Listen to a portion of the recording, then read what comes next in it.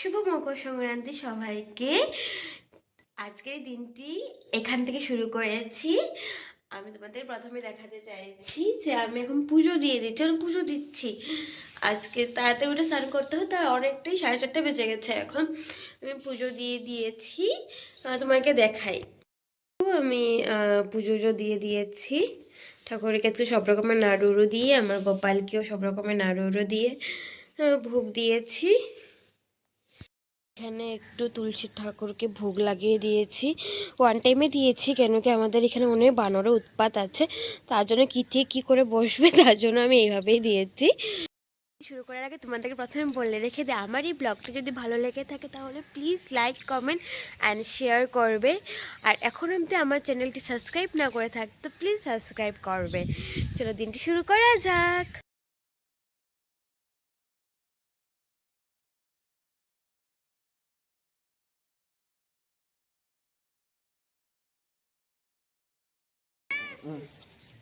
এখন আমাদের নেড়া জ্বালানো হচ্ছে, জ্বলে গেছে, ধাও ধাও করে চলে যাবে নিচে থেকে। এই দেখো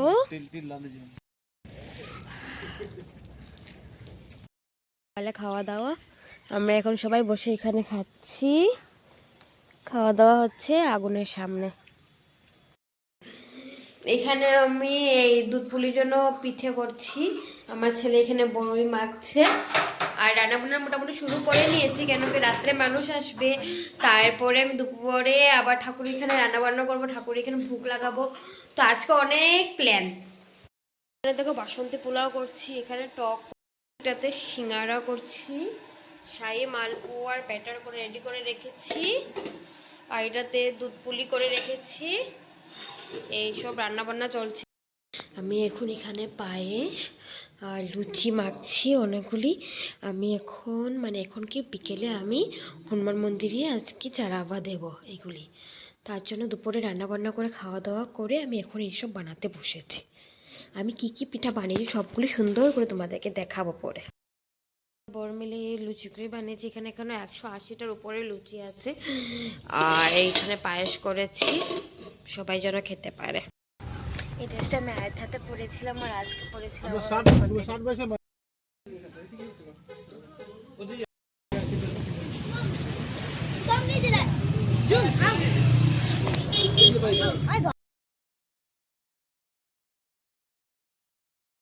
এই যে